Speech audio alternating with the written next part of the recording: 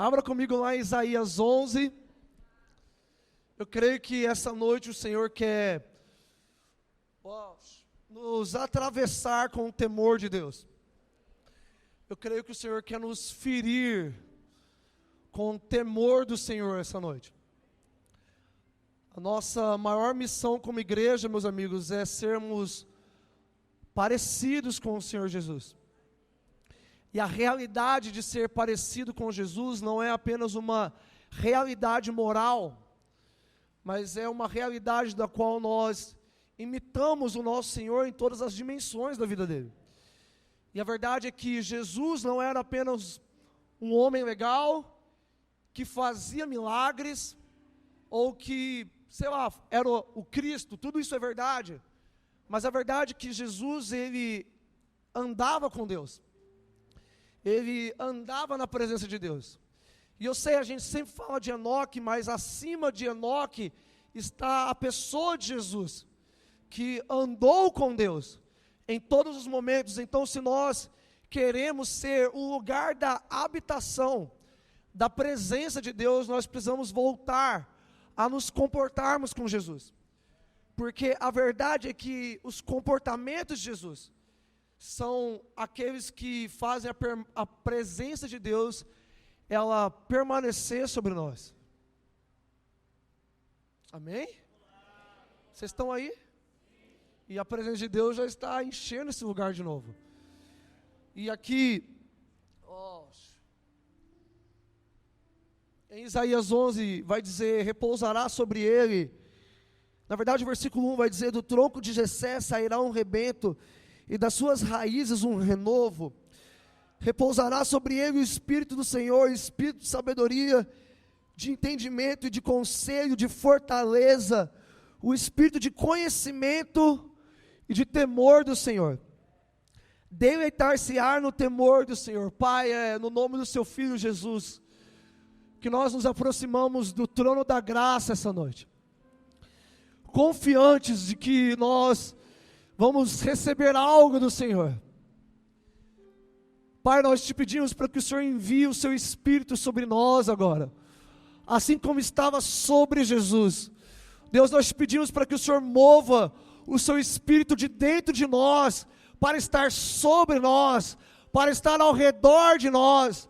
Nós queremos todas as dimensões da presença do Espírito agora, e nesse momento nós, muito intencionalmente, conscientemente, nós clamamos por um batismo de Espírito de sabedoria e revelação. Apenas estenda suas mãos e comece a receber agora mais do Espírito Santo. Espírito de Deus, abra o nosso entendimento. Nos fere essa noite com o poder de Deus, com o conselho do Senhor. Espírito de Deus, nós submetemos a sua pessoa. Você não é um arrepio, uma sensação, você é a própria pessoa de Deus, e nós nos submetemos a quem você é. Espírito de Deus, você é Yahweh, e nós te pedimos: repousa sobre nós, como em Gênesis 1, versículo 2, como quando você repousava sobre a face das águas. Se você ora em línguas, comece apenas a orar em línguas.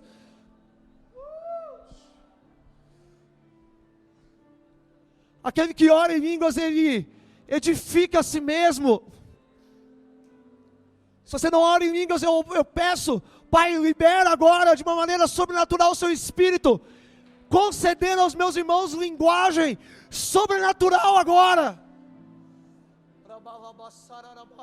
Vamos, persista um pouco orando em línguas. Vamos criar uma atmosfera de espírito de sabedoria e revelação nesse lugar.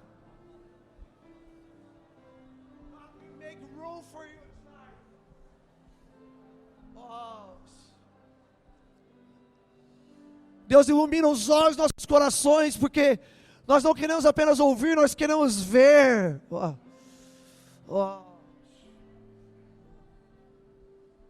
Queremos ver.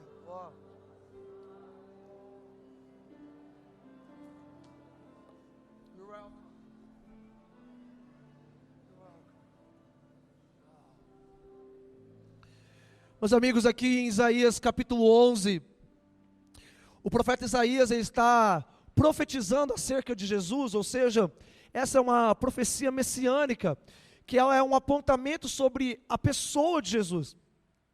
E aqui não está falando sobre os milagres que Jesus faria, ou a missão exata dele de morrer na cruz e ressuscitar ao terceiro dia, mas aqui está falando sobre a promessa do Espírito, que repousaria sobre a pessoa de Jesus.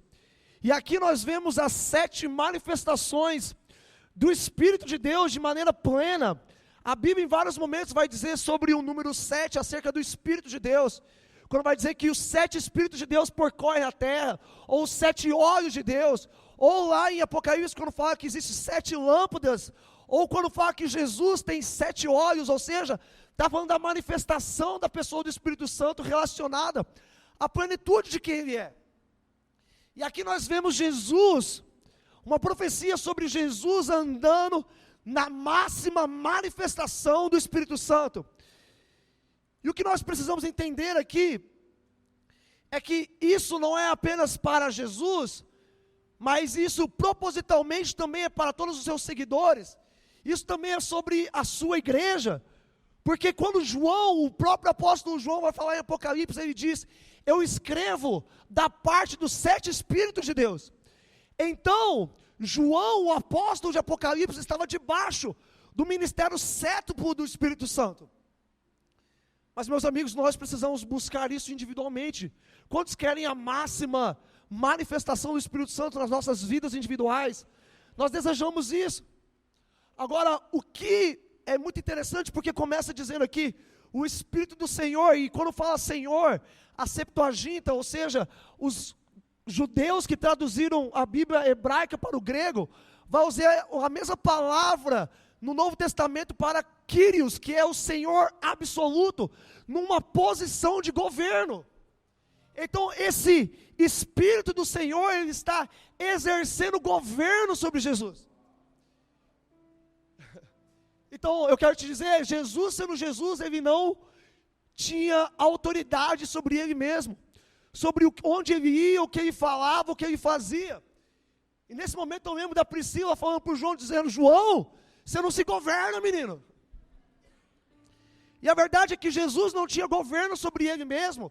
E isso não quer dizer que ele era descontrolado, mas isso quer dizer que ele era governado por outra pessoa. Então o Espírito estava exercendo influência sobre a pessoa de Jesus, e nós vemos isso muito claramente. Lá em João 5,19, quando Jesus diz, eu só faço aquilo que eu vejo o meu Pai fazendo. Então era uma vida completamente submissa à vontade do Pai. Mas o Espírito do Senhor aqui, ele é a abertura para as outras manifestações do Espírito. E termina dizendo, o Espírito de temor do Senhor. Então eu diria que o Espírito do Senhor é o Espírito que nós damos entrada no governo de Deus para sobre as nossas vidas. E o Espírito de temor de Deus é como as paredes que retêm a presença manifesta sobre as nossas vidas. Porque o que é temor de Deus, meus amigos? Temor de Deus, Crica, é quando nós estamos conscientes, continuamente, da presença de Deus. Então, temor de Deus tem sentido e faz referência à reverência. E muitas tradições cristãs, evangélicas, ou até mesmo católicas, falam, você precisa ter reverência ao Senhor. Como se reverência fosse apenas uma atitude de respeito, ou de ficar quieto, ou se comportar no culto. Quando na verdade reverência é uma consciência. É uma consciência da presença de Deus. Eu sei que o Senhor está aqui, e eu estou reverente a Ele. Eu estou submisso a Ele. Vamos lá. Então, na verdade, o Espírito do Senhor me faz me comportar de maneira diferente na presença dEle, porque eu o temo, eu o respeito, eu o reverencio. Mas quando você vem para a igreja, você se porta, ou deveria se portar, diferente de quando você se porta em casa. Quando você está na presença de uma autoridade, você não vai de qualquer jeito. Você não come de qualquer jeito. Vamos lá. Então, olha isso aqui. Dependendo de quem você está diante da presença, você se comporta diferente. E sabe de uma coisa? A ausência de temor de Deus é uma falta de reconhecimento de quem Deus é. E é por isso que a gente se comporta de qualquer jeito diante de Deus. E se nós queremos andar cheios, quantos querem andar cheios? Mas, meus amigos, andar cheio é andar plugado, é andar conectado. Meu amigo, a sua vida de estar cheio de Deus não pode ser limitada a esse culto, porque mesmo estando cheio aqui, a tua vida é vazia, cara. Então o que é uma pessoa que vive no temor de Deus? Ela vive com a sua consciência ferida. Meu amigo, o que é estar consciente? É quando a nossa mente, o nosso corpo, o nosso espírito está despertado. Estar consciente é ao contrário de estar dormindo. E a pergunta que nós precisamos fazer é: por que você bota o seu espírito para dormir quando você sai do culto? Então a palavra de hoje é: desperta tu que dormes. Vamos lá. Essa não é uma canção de adoração na igreja primitiva. Meu amigo, você precisa permanecer acordado diante de Deus, ainda que você esteja dormindo. Samuel era um menino, você já me ouviu falar isso 300 vezes, que dormia na presença de Deus. E a presença de Deus permanecia ativa enquanto ele estava dormindo. Então o que é o temor de Deus? Então o temor de Deus começa. A Bíblia lá em Provérbios vai dizer que o princípio da sabedoria é o temor de Deus. Mas qual que é o princípio do temor de Deus? A presença de Deus. Estar consciente diante de Deus em todos os momentos. Isso dita o meu comportamento. Isso dita a maneira que eu fico no carro. Isso dita a maneira que eu estou falando com a minha esposa, que eu estou trabalhando, que eu estou mexendo no celular, que eu estou fazendo isso, estou fazendo aquilo outro. Então, meus amigos, se nós estamos conscientes da presença de Deus, eu falo: caraca, Deus está aqui. Se Deus está aqui, como que eu sou capaz de levantar a voz para minha esposa? Só estou aqui, diante da presença de Deus, como eu sou capaz de ficar navegando no Instagram, vendo menininha de biquíni? Então, quando nós perdemos o temor de Deus, é que nós perdemos a consciência da sua presença. Vamos lá. Então, meus amigos, Deus nessa noite, Ele quer nos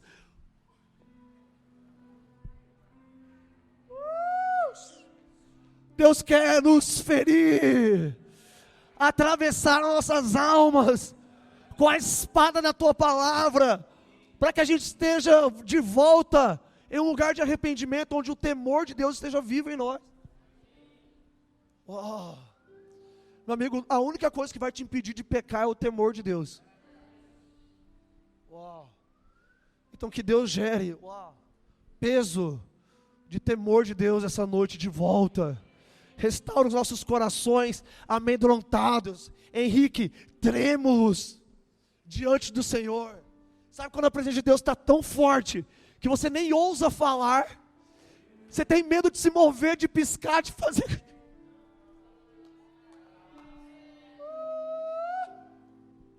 Vamos lá. Peso da presença de Deus, gerando em nós corações temerosos. Eu não estou falando temerosos de medo, porque o medo afasta, o temor aproxima. O temor é uma curiosidade de ver quem é essa pessoa tão importante que resolveu aparecer. Gente, eu quero lembrar algo muito simples: Jesus é mais importante que qualquer pessoa. Que qualquer pessoa. Você não está na frente de um carpinteiro, neném. Você está na frente do Deus dos exércitos. O corpo de Jesus glorificado, assentado no trono de Deus. Esse é o Jesus que entra no seu quarto, cara. Não é um jejuzinho, não é uma sombra, não é um fantasma. Acaso, por acaso, o Espírito tem carne e ossos? Eu sou um fantasma, por acaso, diz o Senhor Jesus. Não, ele é o Cristo. exaltado à direita de Deus, o homem assentado no trono de Deus.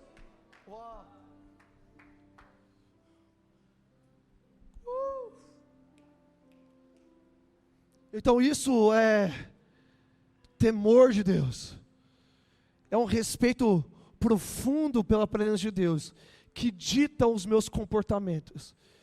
Eu não vou fazer isso porque eu estou na presença de Deus. Eu quero vos lembrar de Elias. Quando Elias ele está pronto para profetizar, ele diz: o Deus cuja presença eu estou. Ou seja, eu sempre te coloco à frente das minhas palavras. Vamos lá, gente. Então eu queria que você abrisse comigo lá em 1 Timóteo, capítulo 4, que eu quero te mostrar o que é o contrário do temor de Deus. Hey. We love your presence, Jesus. 1 Timóteo 4, eu não vou esperar você abrir, que você já devia estar craque. Ora, o Espírito afirma expressamente que nos últimos dias ou nos últimos tempos, alguns apostatarão da fé por obedecerem a espíritos enganadores e a ensino de demônios, pela hipocrisia dos que falam mentiras e têm cauterizada a sua mente. Fala comigo, mente cauterizada. Presta atenção, se temor de Deus é a consciência da presença de Deus, a falta do temor de Deus é uma mente cauterizada pelo pecado. Vamos lá. Eu quero te explicar o que é uma mente cauterizada. Todos nós, infelizmente, mesmo que acidentalmente nós pecamos, é verdade ou não é?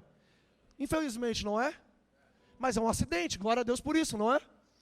Mas presta atenção, mente cauterizada não é aquela que acidentalmente peca. Mente cauterizada é aquela que fez compromisso com o pecado.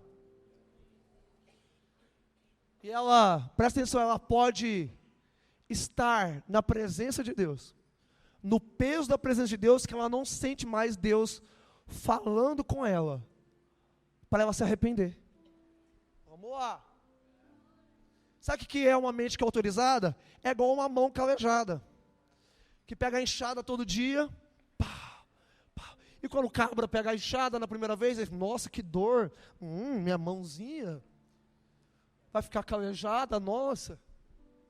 E aí vai no segundo dia, já não dói tanto, no terceiro dia já para de doer, no quarto dia não dói mais, por quê? A mão criou calo, ou seja, perdeu a sensibilidade. Vamos lá. Então o que é uma mente cauterizada? É alguém que perdeu a sensibilidade, a voz de Deus. E a palavra cauterizada do grego,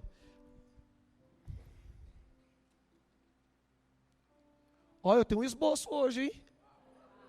Não, mas está incompleto. Então hoje eu vou livrar vocês, não é um esboço de 13 páginas, mas é de 4, vai. E eu cheguei na metade, estou melhorando. Presta atenção, essa palavra cauterizada do grego é cauteriazo, que significa marcar com fogo. Significa marcar com ferro em brasa. E, por fim, significa ser marcado pelas suas próprias consciências. Agora eu quero que você seja bem simples comigo. O que é alguém ou um ser marcado pelo ferro de brasa? Um boi, não é um boi? Um boi, uma vaca, um cavalo, um jumento. Não é verdade? E por que é marcado aquele animal? Porque quer mostrar quem é o Senhor dele. Então quando um cara vai lá, ele marca um boi, ele registra no cartório quem marcou aquele animal, ele está dizendo: isso aqui tem dono. Então o que é uma mente cauterizada? É alguém que foi salvo. Uau. Alguém com a mente cauterizada não é alguém desviado, não é alguém que não foi salvo, não é um perdido, é alguém crente, que foi livre do pecado, Mari, que foi salvo pela graça, que foi liberto de demônios. Mas como Pedro vai dizer, é como um cão que voltou ao próprio vômito. E aquele que foi livre da escravidão, foi marcado com ferro de novo. Então, mente cauterizada não é alguém, vamos lá, que caiu acidentalmente no pecado. É alguém que assumiu o lugar de escravidão de novo.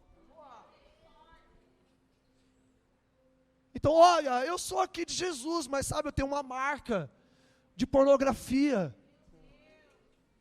Eu tenho uma marca de masturbação. Eu tenho uma marca de mentira. Eu tenho uma marca de corrupção financeira. Vamos lá. E quando o Espírito Santo passa por essa marca, você nem sente mais. Porque você acostumou. Você fez um compromisso com aquele pecado. Vamos zoar alguém? Vamos zoar alguém? Isso é muito sério, meus amigos. Isso é profundamente sério. Já estou falando de fundamento básico aqui da fé. Vou te falar de um jeito saudável. É esperado. A gente sabe que você vai pecar, ok? A gente não espera, ok? A gente não está conformado não, bebê. Mas a gente sabe que em algum momento você vai deslizar. E quando você deslizar, é difícil, né? Tá tudo bem, você tem casa, você tem família, você tem pastor que te ama, discipulador que quer te ajudar. O problema não é o pecado, o problema é a falta de confissão. E a mente cauterizada não vem pelo acidente, vem pela falta de confissão. Mas você fala, não, Cantarino, mas eu confessei, eu confessei a Deus. Isso não é tudo. Porque você é obrigado a confessar a Deus, mas você é obrigado a confessar a igreja. Eu não vou na igreja, vir no púlpito e falar assim, olha. Não, confessa ao irmão, cara. Sabe de uma coisa? Eu quero repetir, isso é claro. Você é obrigado a confessar a alguém. Essa é uma das muitas perguntas que eu recebo. Cantarino, eu já confessei para Deus. Eu preciso confessar para alguém? Precisa, caraca. Precisa, você é obrigado, você tem parte numa igreja. Você fez compromisso não só com Jesus, você fez compromisso com esse povo. Você tem compromisso comigo. Quando você não confessa, você está me traindo também. Quando você não confessa, você está traindo o seu irmão. Vamos lá. E sabe de uma coisa, meu amigo, por experiência própria, é fácil Davi confessar para Deus. Sabe por quê? Porque Deus é Espírito. Eu não estou vendo. Eu faço uma oração meia boca. Deus, olha aqui, estou confessando, tá de novo. Mas meu amigo, sabe uma coisa que eu tenho aprendido do Espírito? Você precisa confessar para a pessoa que vai ficar mais triste com você quando você pecar. Vamos lá. Quando eu peco, qual que é a pessoa que ficaria mais triste com isso aqui? Confessa para ela. Sabe por quê? O peso do pecado vai vir. De fato. E sabe de uma coisa? Você vai entender que você não feriu só a Deus. Você não feriu só a Deus. Você deve ter ferido a sua esposa. Você deve ter ferido os seus filhos. Você deve ter ferido os seus discípulos. Você deve ter ferido a sua célula. Você deve ter ferido a sua rede. Sabe o que o pecado é? É como se eu estivesse aqui e eu tivesse uma lata de tinta. E eu, por acidente, eu derramo essa lata de tinta. Só que essa lata de tinta não vai molhar só o chão. Ela vai sair molhando várias pessoas. E você precisa olhar e falar assim, cara, quando essa tinta caiu no chão, quem foi afetado por ela? Então, sabe de uma coisa? A gente é muito fácil falar assim, Jesus me limpa. Mas presta atenção, você não só se sujou. Você sujou a comunhão que você tem com a sua esposa.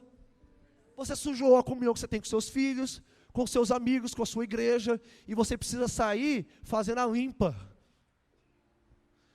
Olha aqui, aonde eu errei. Vamos lá, gente. Ou você faz isso, ou você tem a mente cauterizada. Gente do céu, vocês estão aí? Vamos lá, gente. Tem muito acontecido disso. Gente segurando a posição, a espiritualidade, a cara bonita do Chu, mas na verdade não quer assumir a responsabilidade pelo pecado que cometeu. Vamos lá, alguém. Vamos lá, alguém. arrependimento de verdade não é o que eu faço só em direção à igreja, ou a Deus, é aquilo que eu faço também em direção à igreja. Uau! Sabe, uma das consequências da mente cauterizada é aquilo que Estevão prega, Atos 7:51, homens de dura cerviz, incircuncisos de coração e de ouvidos, vós sempre resistis ao Espírito Santo. Uau. Gente cabeça dura. Eu vou usar o português claro, gente burra. Que presta atenção, Deus está falando, mas você está aí negociando com Deus. Ô gente, vamos aí. Vamos aí. Hebreus 4, se hoje ouvires a voz do Espírito Santo, não endureçais os vossos corações, como fizeram os nossos pais no deserto. E aí eu parafraseio e eu complemento a Bíblia aqui, dizendo que eles ficaram 40 anos no deserto rodando. Por quê? Porque eles endureceram o coração deles, quando o Espírito Santo falou sobre arrependimento com eles. Vamos lá. Meu amigo, eu estou cansado de arrependimento rápido. Arrependimento frio. Arrependimento que é dado num prato frio que você nem mais sente. Olha aqui, me arrependi. Não é remorso. Vamos lá, gente. Vamos lá. Mente cauterizada que nem para se arrepender está conseguindo mais. De tão profundo que a parada tá comendo a tua mente igual crack, cara. A mente cauterizada te cria, Henrique, cria uma resistência contra o Espírito. E sabe com quem que Estevão estava falando? Com gente espiritual. A gente vive batendo pau nos fariseus, mas os fariseus eram a parte espiritual de Israel. Que oravam, que jejuavam, que criam na ressurreição, e os espirituais estavam lá, resistindo ao Espírito. E quanto disso acontece nas nossas igrejas? E vou falar de igreja carismática, igreja pentecostal, que são as nossas. Vem aqui, cai no chão, ergue a mão, arrepia, roda, profetiza, cura.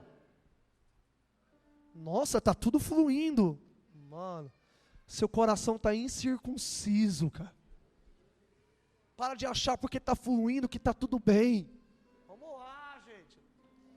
Vamos lá, Deus vai ferir você hoje com o temor de Deus. Você precisa de novo temor de Deus, para você parar de fazer cara bonita na presença de Deus. Vamos lá. Gente, eu estou no meu mood hoje. Judas 1, versículo 4, eu só estou na introdução. Pois certos indivíduos se introduziram com dissimulação. E Henrique, eu me lembro que a última vez que eu preguei aqui, em 2020, antes de ir para a Imperatriz, Deus me deu essa palavra profética, que muita gente se introduziria nas nossas igrejas com dissimulação. Lembra disso, Nath? O fogo de Deus estava sobre mim, eu estava pregando sobre o fogo de Deus passando na igreja. Eu não sei, quando eu sair daqui, nego vai entrar com dissimulação aqui. O que é dissimulação? É gente duas caras. E aí, tá tudo bem? Tá tudo bem, pastor. Mas tá cagado por dentro. Tá tudo bem? Tá tudo bem, pastor. E aí, tá tudo bem? Tá se masturbando? Não, tô bem. Tá vendo pornografia? Não, pastor, imagina. Tá pior que os crentes, que os caras do mundo, mano. Mas tá com cara bonita, sorrindo no culto. Gente, para de ser falso, dissimulado. Vamos lá, gente. Para de se introduzir na presença de Deus com dissimulação. Vamos lá. Gente, é simples. Vem como estás. Simples. Deus te aceita como estás. E Deus vai te mudar se você vir como você está. Você só não vai ser mudado se você vir aqui com dissimulação. Ah, já sei do que você está falando. Não, já estou de barriga cheia, já comi. Não, já estou cheio de Deus, estou cheio de Deus, cheguei pronto. Não, eu até profetizo. E sabe de uma coisa, esse alerta de Judas, que era o irmão de Jesus, ele estava avisando que nas comunidades do fim dos tempos, entraria gente dissimulada como lobos vorazes. Uau. E aqui eu termino a minha introdução. Porque sabe de uma coisa? Nós queremos ser a igreja dos últimos dias? Nós queremos ser uma igreja apostólica, profética. Queremos ser também, agora essa é a dos últimos dias, queremos ser uma igreja apocalíptica. Que ela entre em lugares celestiais de adoração a Deus, onde anjos se misturam conosco, e o Senhor nos concede visões, sonhos, manifestações sobrenaturais. Nós queremos em tudo isso. Mas sabe de uma coisa? Comunidades apocalípticas também precisam se prevenir contra falsos ensinos, contra a mente que é autorizada. Uau! Sabe por quê, meus amigos? Nos últimos dias eles alegarão espiritualidade. Até coach hoje em dia está alegando espiritualidade. Ele fala, não, eu orei hoje, 5h17 da manhã, tomei um banho de água fria, fiz a minha oração por mim mesmo, né? Que eu seja forte, que eu vença tudo, que eu conquiste os meus sonhos. Normal, mas está alegando espiritualidade, mas falta, sabe o quê? Poder de Deus. É piedade sem poder de Deus. Sabe o que isso é? Não é poder de Deus para curar, é poder de Deus para ser mudado. É poder de Deus como vida de Deus. Vamos lá, gente, é fácil nos nossos dias alegar espiritualidade. Vamos lá, alguém. Então abre comigo lá em Apocalipse capítulo 2.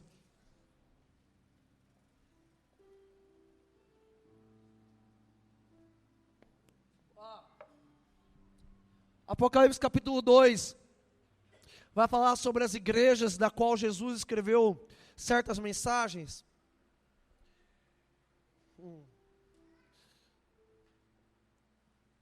E eu amo isso aqui, cara, amo.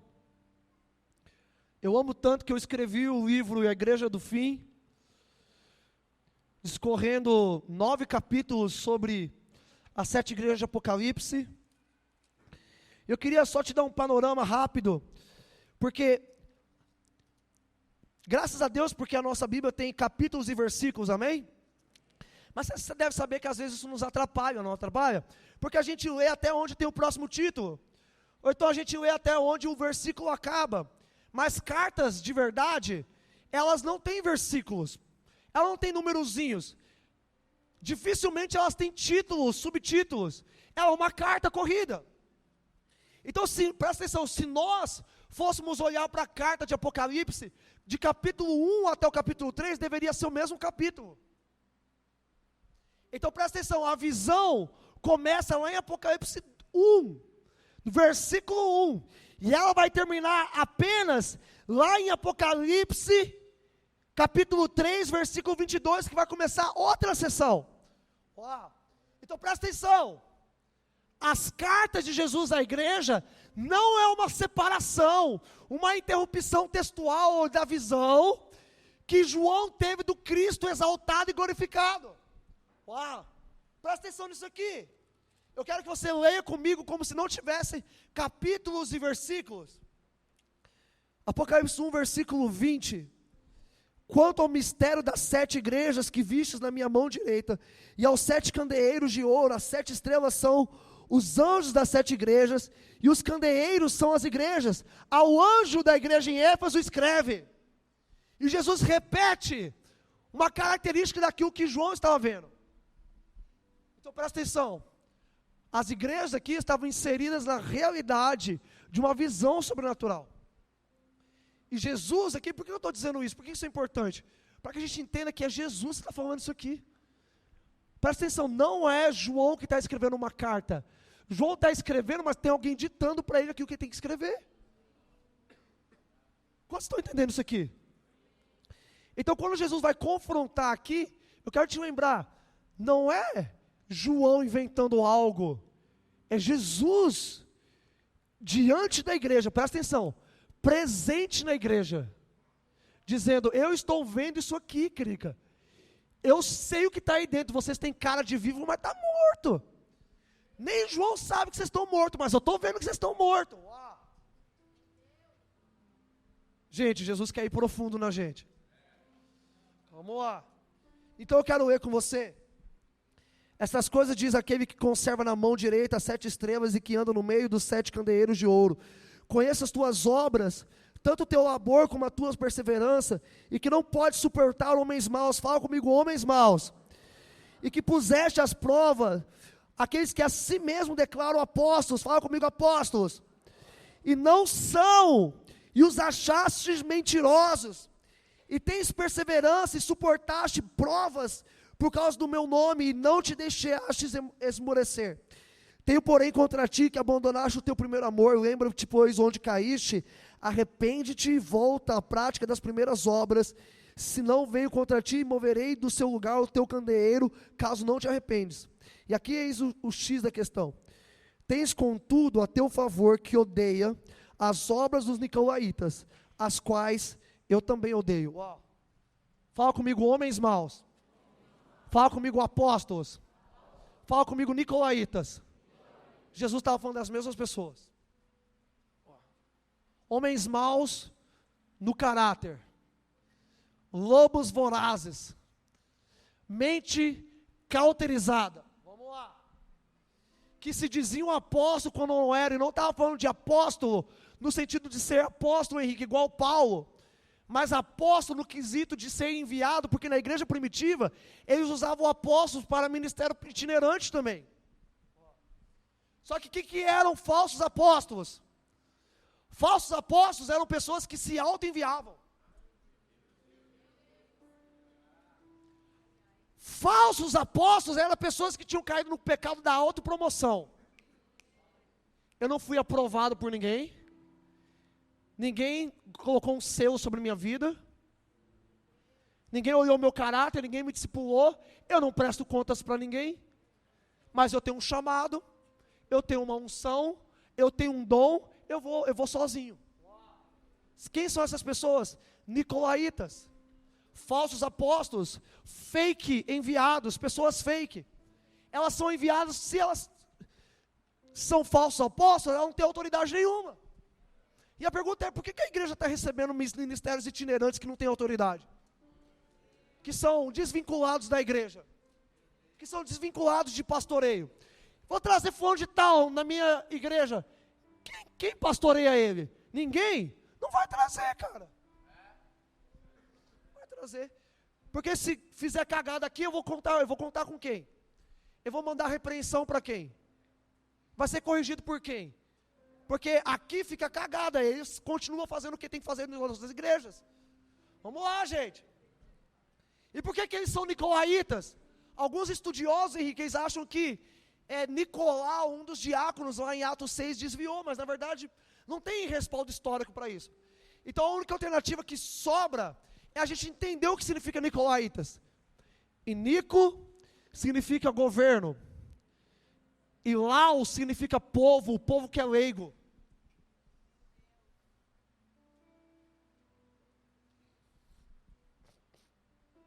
Quem são os nicolaítas, Henrique? São líderes que lideram um povo leigo, um povo ignorante das escrituras. Quem são os nicolaítas? Liderança abusiva, que só governa a gente que não sabe de Bíblia. Sabe quem são, Henrique? Líderes que crescem na ignorância do povo. Líderes que crescem na inocência do povo. Líderes que crescem com o povo que não sabe conferir Bíblia. Uau. Então é fácil ser abusivo com o povo que carece de conhecimento de Deus. Uau. Vamos lá. Então o que são os nicolaítas? São pessoas que lideram na ignorância. E que ignorância é essa? Também é transparência. Andar na luz. Então são líderes que não são transparentes na sua própria vida. Eu não sei o que você faz, eu não sei como você faz, você está no escuro para mim. Uau. Nicolaítas sempre te deixam na ignorância. E eles preferem que você permaneça ignorante, porque é mais fácil liderar dessa forma. Porque quando você é ignorante, está sendo liderado por um nicolaíta, por uma liderança abusiva, você não tem como confrontar. O que ele fala é lei. O que ele fala é verdade. O cara foi uma heresia no púlpito. Que bonito. Não, é o pastor que está falando. Vamos lá, gente, cadê os crentes de Bereia? Vamos lá. Então presta atenção, o Senhor Jesus quer te curar de uma liderança abusiva essa noite. O Senhor Jesus quer remover as marcas dos nicolaítas sobre a sua vida. O Senhor Jesus quer cancelar as chagas, as feridas de uma liderança que te escravizou, que te feriu e que te abusou. Mas sabe de uma coisa, você vai ser liderado hoje. Você vai ser curado hoje, desculpa. Mas sabe, você precisa crescer na Bíblia. Porque é culpa sim, Nath, da liderança abusiva, mas também é culpa do povo que não aprendeu a Bíblia. Vamos lá. Então quem é os nicolaítas? Nicolaítas só lidera a gente que tem preguiça de ler a Bíblia. Então é culpa deles? É, mas também é culpa sua. Uau! Então os dois precisam de arrependimento, gente. Uau! Outro jeito de ter a mente cauterizada, falta de Bíblia. Porque você quer que Deus fale de uma maneira mística, sobrenatural. Gente, você acredita que tem gente que ora, Deus, fala comigo se é para eu confessar ou não? Gente, meu amigo, está escrito. Abre a tua Bíblia, cara. Para de perguntar para Deus aquilo que Ele falou, para de tratar Deus como um papagaio. Deus precisa ficar repetindo com você coisas básicas, cara. Vocês já deviam ser mestres. E mestre não é liderado por nicolaíta. Então, enquanto nós temos lideranças abusivas, é porque nós temos um povo carente de Bíblia. Um povo carente de revelação. Vamos lá, alguém. Vamos lá. Eu vou te dizer uma coisa. O Espírito de Deus está aqui. E é a responsabilidade dele te curar. Mas é a responsabilidade sua de se arrepender da preguiça. Sabe de uma coisa? Você precisa parar de ter gosto de caçar gente abusiva. Gente que vai te ditar o que você tem que fazer ou deixar de fazer. Se você não quer ser abusado em liderança, para de perguntar tudo. Que sapato que eu uso? Eu compro Adidas ou compro Nike? Eu namoro ou não namoro? Vamos lá, gente. Tem a liderança abusiva? Tem, mas tem gente que infelizmente quer ser abusada. Prefere ficar na preguiça. Vai, Moisés, sobe no meu lugar. Gente, é a mesma pregação. Muda o jeito, muda sei lá o que, mas é a mesma. Para de botar um Moisés lá em cima, cara. Para de botar um líder lá em cima, que vai resolver tua vida. Vamos lá. Deus quer te curar de uma liderança abusiva? Amém ou não amém? Mas Deus também quer te curar da carência. Carência emocional vai gerar dependência emocional. Gente, corta isso no nome de Jesus, cara. Dependência emocional de pai, de mãe, de líder, de pastor, de profeta, seja lá do que for, cara. Tenha dependência emocional de Deus. Acabou. Quer ser carente? Seja carente de Deus. Para de ser carente de macho, para de ser carente de menina. Para de ser carente de atenção.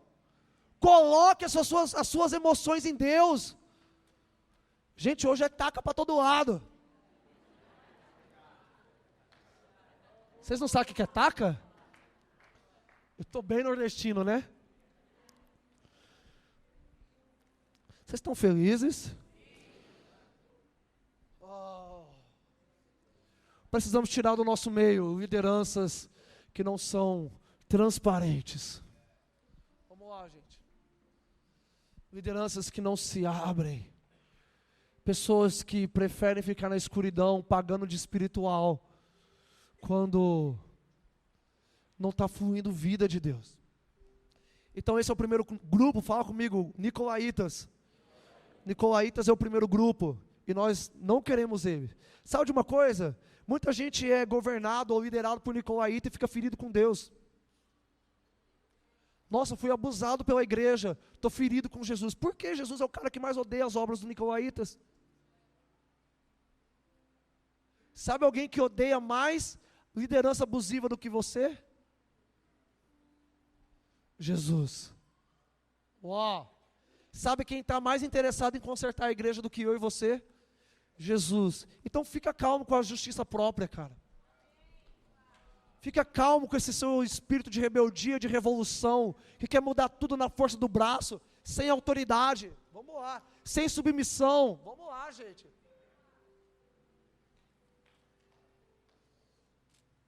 No mesmo capítulo, Jesus vai falar de outro cara. Fala comigo, Balaão. Balaão ama o profético. Ama uma coisa mística.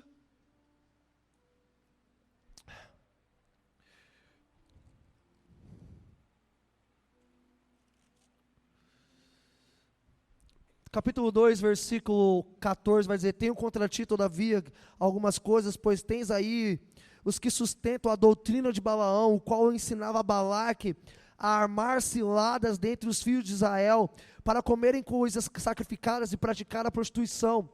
Outros sim, também tu tens os mesmos que, da mesma forma, sustentam a doutrina dos nicolaítas. Então, Balaão é outro tipo de nicolaíta, que lidera sobre manipulação. E Balaão, não sei se você sabe, Balaão era um cara muito ungido. Sabia, Samuel?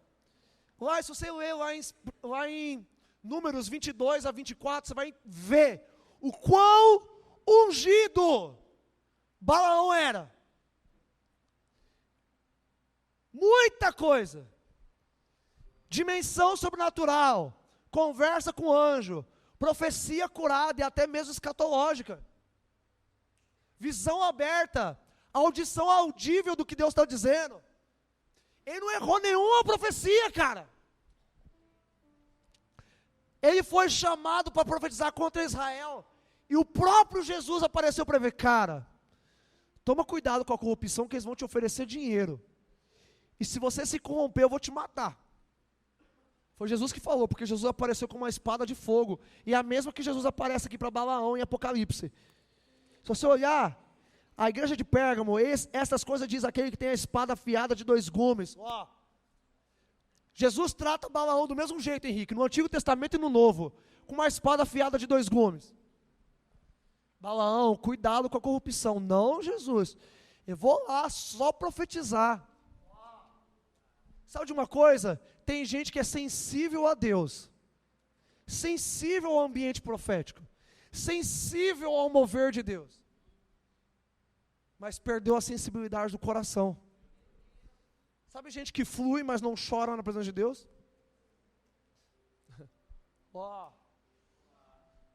Sabe gente que flui, mas perdeu o desejo pela comunhão? Vamos lá. Balaão diz sobre ele mesmo: eu sou aquele que vê de olhos abertos. Eu sou aquele, olha a espiritualidade dele, Henrique. Eu sou aquele que fala com o Senhor com o rosto prostrado no chão. Pô, o cara é muito de Deus. Ele disse, nos últimos dias, é isso que Israel falará a Edom, profecia escatológica. Mas sabe de uma coisa, Crica? Balaão, ele era íntegro na performance, não na sua vida. Deixa eu falar uma coisa. É fácil vir na presença de Deus quando se tem dom. Sabe por que o dom não vai parar de fluir? Eu te garanto.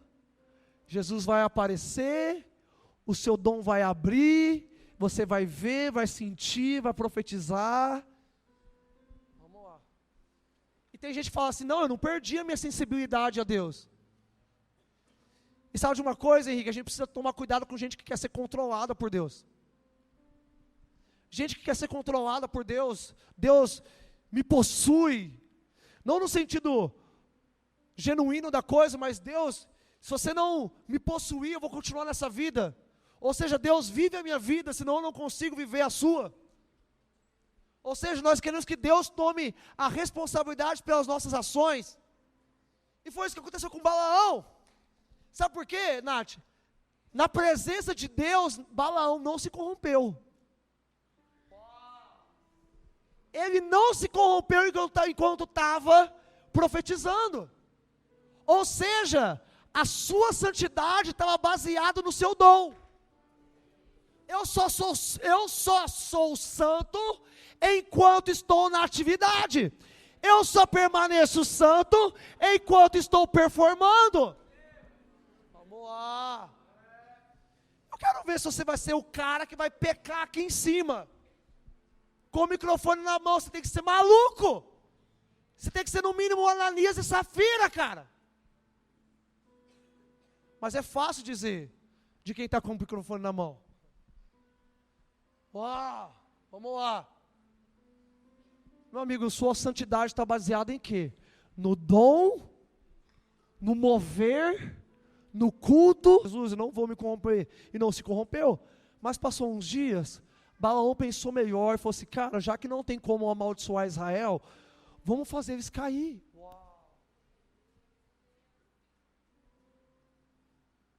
Sabe o que é isso? Espírito de competição. Já que não tem como parar aquele cara, que tal falar algumas coisas dele para ver se ele não cai? O que é a doutrina de Balaão? Não é só o cara que caiu, é o cara que faz outras pessoas caírem. Ensina elas que está tudo bem, Samuel. Não, ninguém liga não. Não, ninguém precisa ficar sabendo. Não, eles também fazem. Não, está tudo bem. Sabe o que é isso? Isso é hipergraça, é a maior desgraça do século 20 e 21. Chamada hipergraça, o câncer da igreja, da qual produz libertinagem numa mente cauterizada na presença de Deus. Uau! Sabe o que é isso?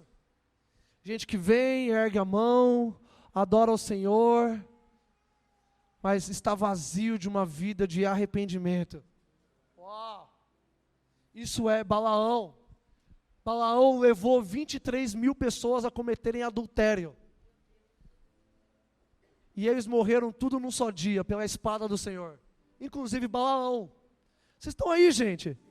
Vocês estão felizes ainda? Talvez não seja você, mas eu preciso falar do mesmo jeito. Porque nós não vamos ser uma igreja que é confortável para esse tipo de gente.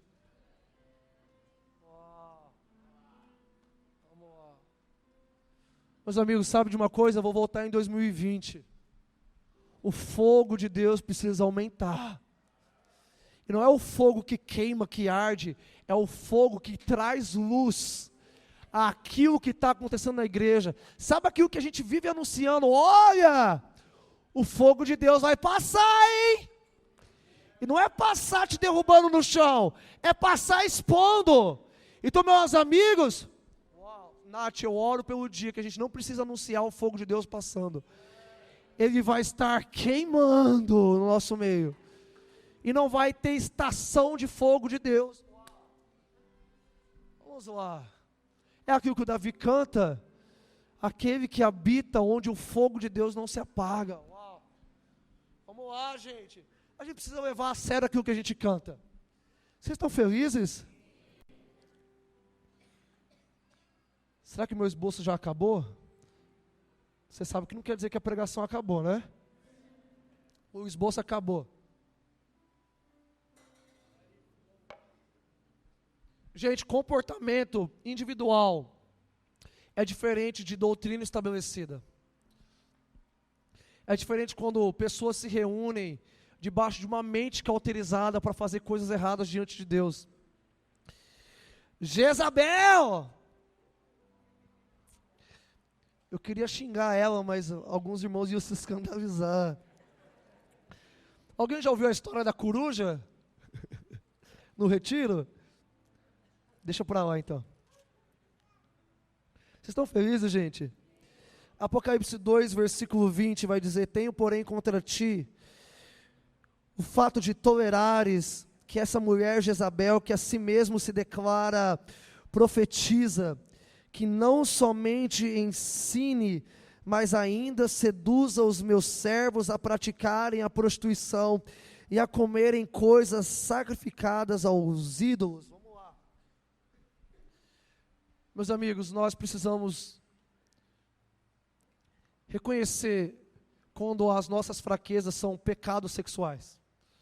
Quando as nossas fraquezas são um estilo de vida de manipulação, de controle emocional, de usar da fraqueza emocional do outro para se promover, usar da fraqueza emocional do outro como palco para a nossa autopromoção, para a nossa autoexposição dos nossos dons. Vocês estão entendendo isso aqui?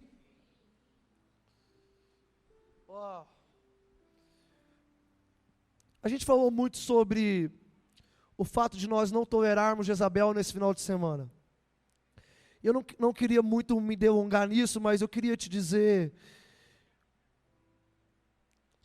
que essa noite, é isso que o Senhor está falando comigo, Deus ainda quer nos livrar do medo. O medo que nos puxa para trás quando nós precisamos assumir quem nós somos em Deus. Então, meus amigos, quando você cai em pecado, ou quando você comete um acidente, e você se enche de medo, eu quero te dizer que isso não é apenas uma resposta natural do pecado. Isso também pode ser uma influência maligna que quer te segurar de você liberar perdão, de você receber perdão. Então, o Senhor Jesus quer essa noite quebrar esse espírito de medo que nos impede e coloca limites na nossa comunhão. Eu quero te dizer algo que o Senhor tem falado comigo, e foi algo que o Jeremiah citou, mas eu tinha pregado no retiro, que nós precisamos começar a desengavetar palavras que nós recebemos de Deus, que Deus requer que nós obedeçamos. E o que Deus está requerendo de nós nesse tempo é obediência imediata àquilo que Ele está falando. Então eu quero te dizer, Jezabel, ela não se importa com você ouvir a Deus, porque ela também é profética. Ela se importa com a sua obediência. Ela se importa com que você, ela deseja que você acumule o máximo de palavras e de revelações e disso e daquilo, e a sua vida não expresse nada disso diante da igreja, diante da sociedade. E é muito interessante porque os nicolaítas, eles estão dentro da igreja. Balaão está dentro da igreja, mas Jezabel é a única que está dentro da igreja e fora da igreja. E sabe de uma coisa, meus amigos? Nós temos nos questionado muito sobre a nossa sociedade, sobre a maneira que a política, as nossas áreas sociais, financeiras na sociedade estão se encaminhando, por causa desse ataque cultural jezabélico contra a nossa nação e contra a igreja. Mas sabe de uma coisa? Não tem como nós derrubarmos altares culturais sem antes derrubar tronos nos nossos corações. E uma coisa que o Senhor tem falado comigo é sobre um estilo de vida do qual nós não nos enamoramos com os altares culturais da nossa geração. Onde no nosso coração a gente não se enamora com homossexualidade, com aborto, e a gente está num tempo, meus amigos, muito difícil, onde nós vemos pessoas boas fazendo coisas erradas, e a gente começa a dizer assim, Davi, nossa, que pessoa bonitinha. Alguém assistiu aqui The Last of Us? Quem assistiu aqui The Last of Us? Quem viu aquele episódio tenebroso de dois homossexuais se atracando? Tomara que você tenha pulado essa parte. Mas sabe de uma coisa? No final, eles fazem uma cena bonita. Eles fazem uma cena romântica. Eles fazem uma cena que te convence que o amor dos dois era bonitinho. Então você pula a cena. Presta atenção nisso. Eu vou te dizer a minha sensação. Ok? Eu posso ser vulnerável aqui? Eu fui santo. E eu pulei a cena e falei assim, que nojo. Mas no final eu falei assim, nossa, cara, que lindo. Eles se amavam. E sabe de uma coisa? Jezabel não quer te convencer do que é certo e errado. Ela quer te fazer se acostumar. ela quer te dizer, nossa, não é que tem beleza nisso? Vamos lá, quantos de nós não somos tentados a tipo assim, nossa, a batida é legal. Vamos lá. Quantos de nós não somos tentados pela beleza musical, cinematográfica, pela beleza das roupas? Nós estamos, nossa, cara, eu não usaria, mas até que é bonito nela, né?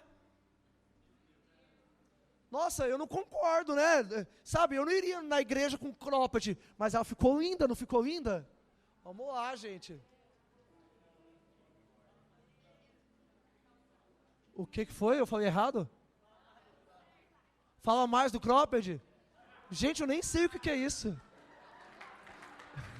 Eu só usei qualquer palavra. Ah, o cropped, é o que mais? Ah, mas é os caras também, né, que usa camiseta apertadinha demais, mostrando o músculo que está crescendo e tal, né? Não é? Mas, gente, nossa, eu não usaria, né, mas que bonito, não é? Nossa, se fosse lá na minha igreja eu diria, se arrependa, mas sabe, eu estou aqui, assistindo, batendo palma. Vamos lá, gente. Sabe o que eu tenho visto? Eu vou abrir meu coração agora. A igreja cada vez mais tem se tornado reativa nas redes sociais. Tudo que vê, comenta. Tudo que acontece, comenta. E falta gente com unção de verdade. Vamos lá, gente. Falta gente com verdade, vida de Deus, que vai confrontar essas coisas, porque está todo mundo confrontando. Gente, é fácil confrontar. É fácil acusar o aborto. Até gente que não é crente acusa o aborto. Vocês estão entendendo isso aqui? Mas sabe que nós precisamos de gente com vida de Deus fazendo isso. E sabe, a igreja tem se tornado reativa. Então tudo que acontece, eu vou lá e faço um post, eu faço um vídeo, eu faço um texto no Instagram, que vai combater aquilo. Gente, não está combatendo nada. E as pessoas começam a nos cobrar de posicionamentos, como se um vídeo, um texto no Instagram, fosse mudar a sociedade. Estamos combatendo a cultura. Gente, isso não está combatendo nada. Você só está sendo reativo. Vamos lá. Gente, a gente está sendo reativo ou a gente está andando debaixo do Espírito do Senhor? Sabe por que eu quero te dizer uma coisa? Sabe, Davi, o que eu tenho sentido nos últimos dias? No meu jejum de 40 dias sobre o espírito de Elias, Deus me lembrou que não foi Elias que derrubou Jezabel, foi Jeú. E Jeú foi um político. Jeú foi um rei. E foi ele que foi ungido para derrubar Jezabel. Vamos lá, alguém. Mas sabe de uma coisa? Tem muita gente se envolvendo culturalmente, querendo derrubar altares culturais, sem o espírito de Elias. Sabe por quê, Henrique? Olha para Elias no capítulo 19, lá no Monte Carmelo. Vou levantar o meu altar. E onde está o Deus de Elias que responde com fogo? Mas esquece. Gente, isso aqui é fresco. É a primeira vez que eu vou falar isso aqui, o que Deus me falou. É fácil confrontar os altares culturais da geração. Difícil é promover com o mesmo confronto reconciliação. Então como é que eu reconheço gente não ungida fazendo confronto em rede social? Só confronta. Ah não, mas eu confronto e aponto o jeito certo de fazer. Tipo assim, somos contra o aborto.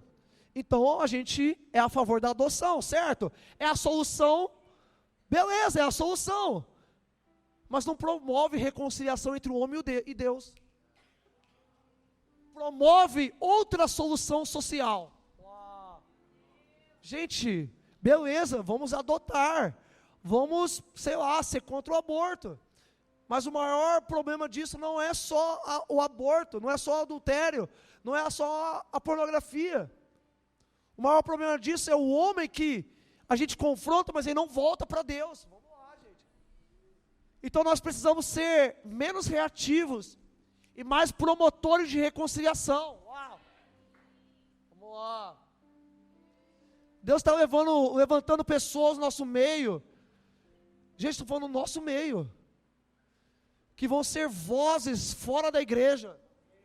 Mas sabe de uma coisa? Não fora do poder de Deus. Vamos lá. Vamos lá, alguém. Vamos lá. Uau. Meus amigos, o Senhor Jesus, Ele está querendo fazer algo novo. Nós não queremos promover apenas uma revolução social. Sabe de uma coisa? Eu acabei de esquecer a frase, calma. Vai voltar. Não estou sendo espiritual não, eu estou lutando contra o meu TDAH, calma aí. Uau. Sem o Espírito de Deus, se nós lutarmos contra altares culturais, nós seremos o próximo altar cultural.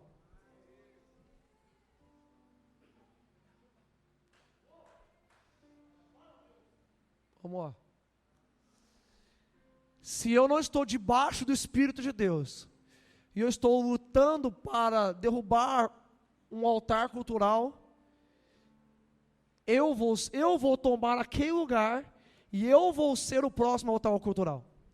Catarina, você está viajando? Não estou não. Jeú foi o cara que se desviou depois e fez coisas parecidas com Jezabel. Por quê? Ele começou no espírito, ele começou no mover, ele começou na unção. Gente, isso é fresco, eu estou falando de agora, desse exato momento, dessa geração, Gen Z, Alpha, que está sendo reativa e querendo mudar o mundo à força. Meu amigo, se você quer confrontar o pecado dos seus pais, cuidado, se você não está debaixo do Espírito de Deus, você vai se tornar eles na próxima geração. Então, meu amigo, é fácil começar com uma voz profética e não continuar a névoa daqui a pouco, e a gente se tornar aquilo que a gente tanto confrontou. Meu amigo, se você não permanece, se você começa no Espírito de Deus e não permanece nele, daqui a pouco você se torna a liderança abusiva que você foi curado. Uau! Se você começa no Espírito de Deus e não termina no Espírito de Deus, daqui a pouco você é Balaão, que teve a sua visão aberta por Deus, mas quando saiu do ambiente onde todo mundo estava, se corrompeu. Vamos lá, gente. O Senhor quer nos guardar dessas coisas. Ontem o Jeremiah liberou uma palavra. Você não é um eco, você é uma voz. E eu creio que isso precisa respingar na nossa igreja. Eu creio que isso precisa respingar na nossa geração. Posso falar uma coisa? Não ceda à pressão do Instagram, cara. De só porque está todo mundo postando, você tem que postar. Isso é uma coisa que a gente tem conversado no presbitério. A gente estava falando de avivamento de Esbor esses dias. E os gringos estavam falando, caraca, o Brasil não vai parar de postar. Sabe, meus amigos, vamos parar de ceder à pressão de falar o que está todo mundo falando. E nós estarmos debaixo da pressão, do peso, da opinião de Deus, daquilo que Deus está falando. Vamos lá, gente. Sabe, Jesus ele era a própria palavra de Deus. Mas como palavra de Deus, ele não disse tudo. Vamos lá. Como o próprio poder de Deus, ele não fez tudo. Eu só faço aquilo que eu vejo o meu Pai fazendo. Beleza, a gente precisa ter uma voz profética que confronta certas coisas. Mas será que é o nosso coração indignado que está confrontando ou é Deus que está confrontando? Vamos lá, gente. Meus amigos, nós precisamos receber um espírito de temor de Deus. Eu quero voltar ao início da pregação. Nós precisamos voltar a um lugar de temor de Deus, de tanta consciência da presença de Deus, que a presença de Deus vai ditar a maneira que eu vivo, a maneira que eu me comporto, onde eu vou, onde eu deixo de ir, o que eu falo, a altura do tom que eu falo. Meus amigos, eu não estou aqui querendo produzir nada pela força. Eu não estou aqui tentando provar nada para ninguém. Eu só quero te dizer, nós precisamos voltar a um lugar de temor do Senhor, onde a presença de Deus, ela é viva, e a gente ama a presença de Deus viva no nosso culto. Nós precisamos construir um lugar de habitação para Deus dentro de casa. Sabe de uma coisa? A presença de Deus precisa se tornar a maneira que nós criamos nossos filhos. A gente precisa parar com oraçãozinha para comer, oraçãozinha para dormir. Nós precisamos praticar uma imersão da presença de Deus dentro das nossas casas.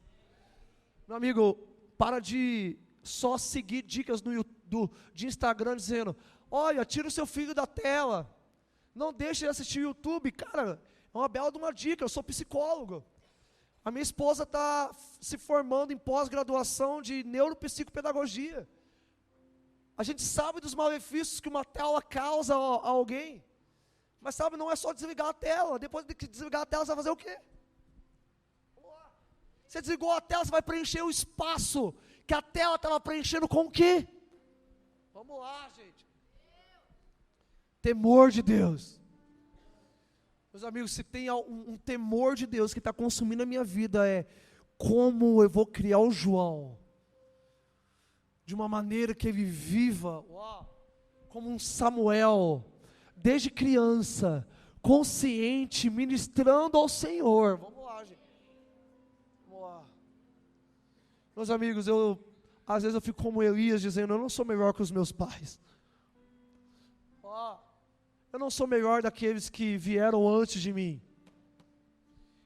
Sabe, grandes pastores tiveram filhos que desviaram. E a verdade é, o que me protege disso? Eu tenho de fato chorado em cima disso. Eu achava que era medo, mas eu descobri que é temor de Deus. Eu tenho sido consumido por um temor de Deus de o que vai ser do João no meio dessa geração. Porque sabe de uma coisa, eu tenho 30 anos atrás era mais fácil. E eu já estou falando como velho, eu sei. Mas era mais fácil. Meu amigo, eu não sei se você sabe, eu vi a internet de escada, cara. Era mais fácil não ver pornografia. Mas sabe de uma coisa, a pornografia está dentro da escola. Como é que eu protejo o João? Não tem como desconectar o cabo do telefone mais.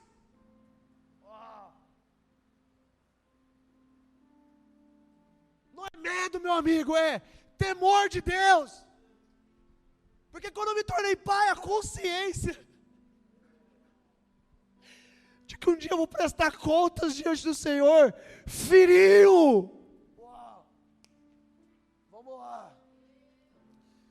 Vamos lá, meus amigos, eu estou falando de um lugar de pai, mas eu também sou pastor.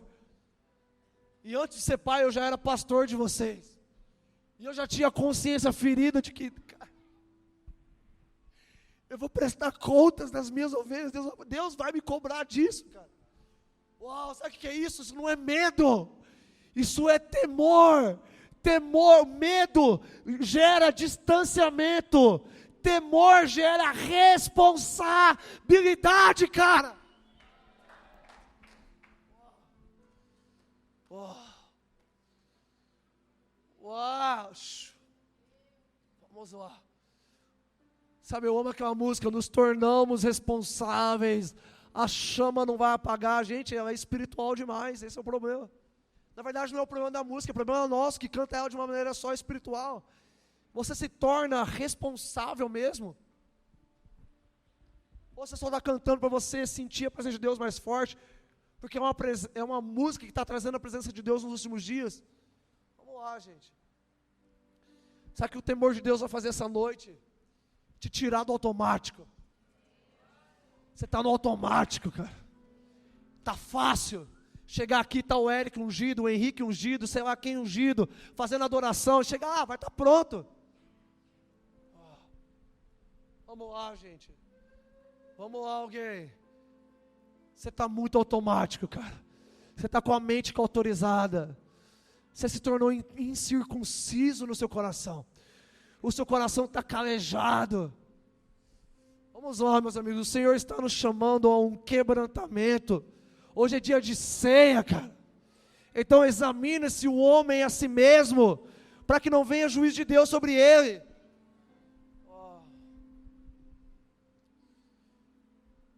Então hoje,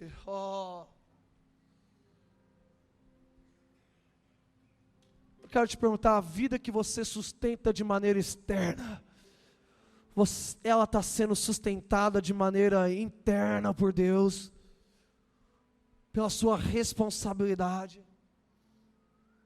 Vamos lá, eu queria que você ficasse de pé no seu lugar.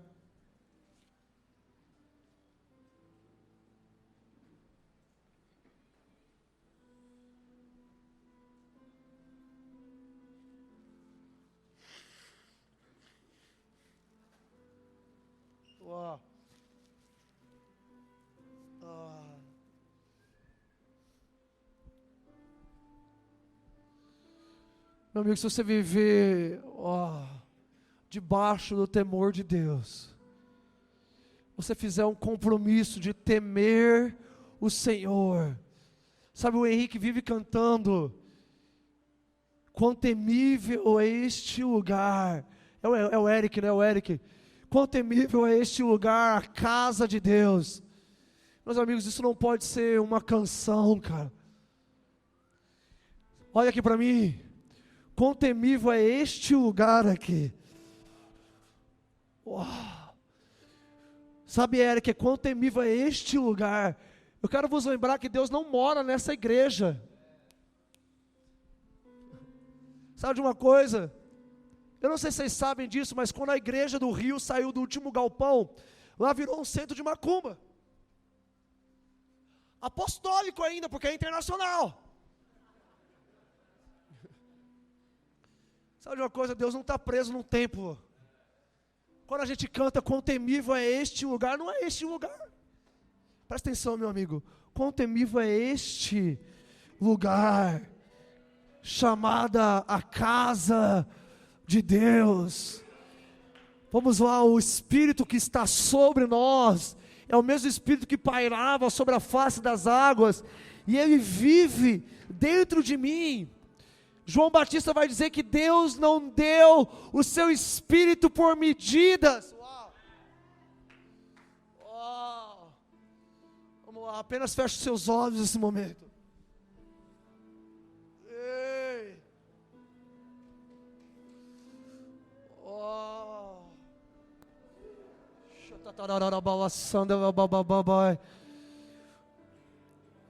Talvez, Espírito Santo, vem nesse lugar agora, com a opinião de Deus, com o peso da glória de Deus. Talvez no meio dessa palavra, a própria palavra de Deus tenha iluminado o seu coração, te mostrando aonde você está emocionalmente calejado, mentalmente calejado.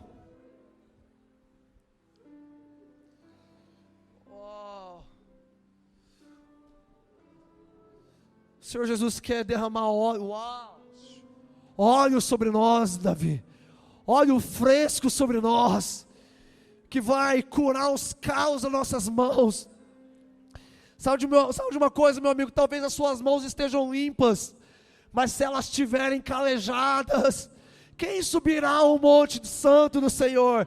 Aquele que tem mãos limpas, mas não adianta ter mãos limpas se suas mãos estão calejadas. Uau! Quem vai subir no Monte Sião? Aquele que tem coração puro, mas não adianta ter o coração limpo, se ele está cauterizado, insensível. Uau! Homens de dura serviço até quando? Meu Deus! Resistirão ao Espírito de Deus. Senhor Jesus, nós oramos essa noite contra todo conhecimento, sofisma, que se levanta contra o conhecimento de Deus. Senhor Jesus, nós levamos cativo toda a mentalidade agora, Senhor Jesus, pensamento a Ti, Senhor Jesus.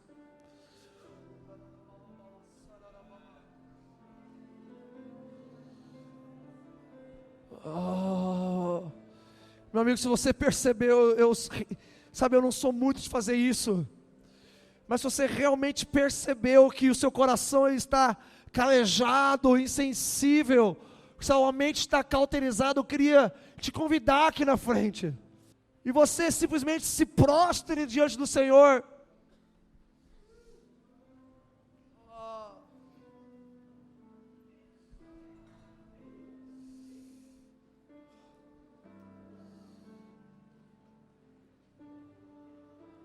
Oh.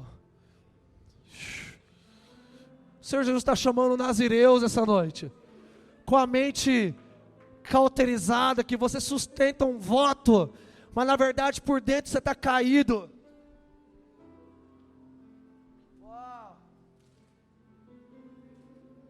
Ache um lugar, meu amigo, ache um lugar. Ache um lugar. Você pode fazer isso no corredor, mas aqui na frente ainda tem lugar para você.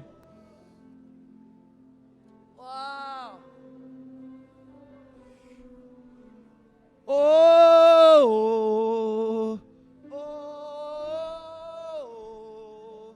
oh, oh.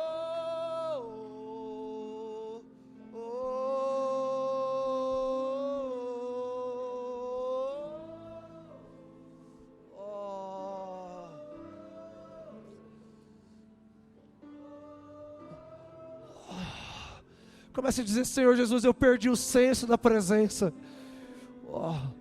Talvez você não tenha perdido o senso da presença, mas você tenha perdido o senso da comunhão.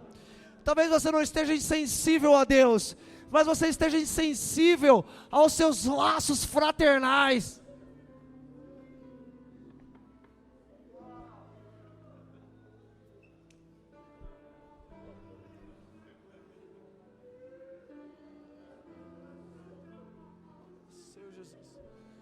Espírito Santo, você é aquele que convence o homem do pecado, do juízo e da justiça. Do pecado porque não creram em mim, do juízo porque o príncipe desse mundo já está condenado, e da justiça porque eu volto para o Pai, mas eu não vos deixarei órfãos.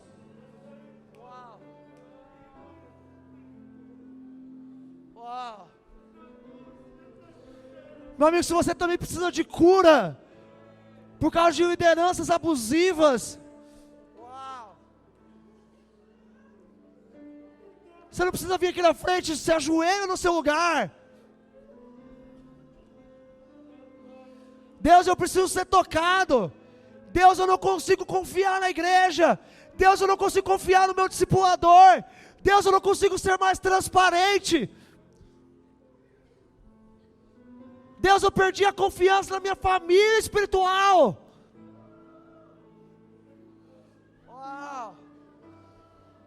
Você sente Deus, mas você parou de sentir o seu irmão.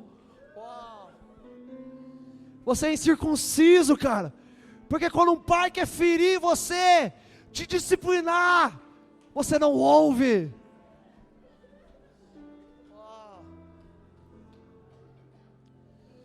Deus, nós oramos, entra nesse lugar com óleo fresco.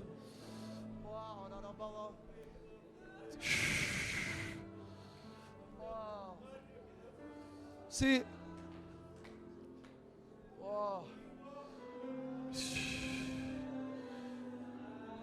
você que não faz parte de nenhum desses grupos, eu queria que você apenas erguesse as suas mãos e você começasse a adorar o Senhor Jesus. A presença de Jesus está aqui.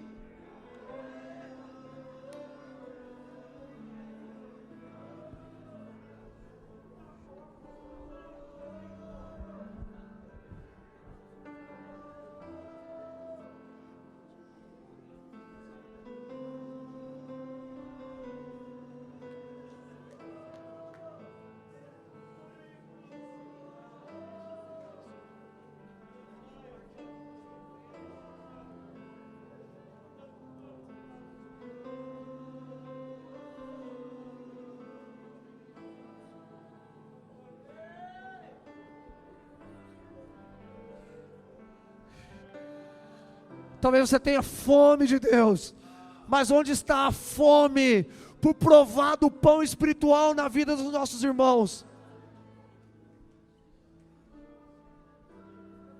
Oh.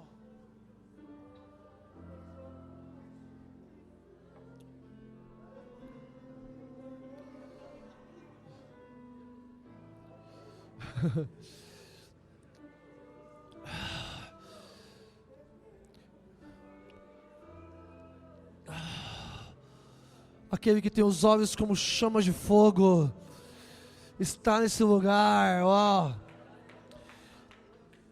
Senhor Jesus, libera fogo sobre os meus irmãos agora.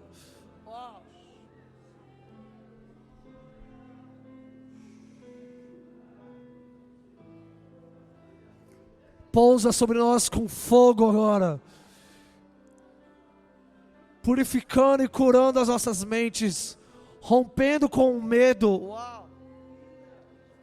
rompendo com a falta de clareza, falta de transparência, falta de confissão. Eis que vem alguém mais poderoso do que eu, do qual eu não sou digno nem de desatar as sandálias. Ele vos batizará novamente com o Espírito Santo e com fogo. God, we ask you now, fresh fire falling down over this place, God. Hey!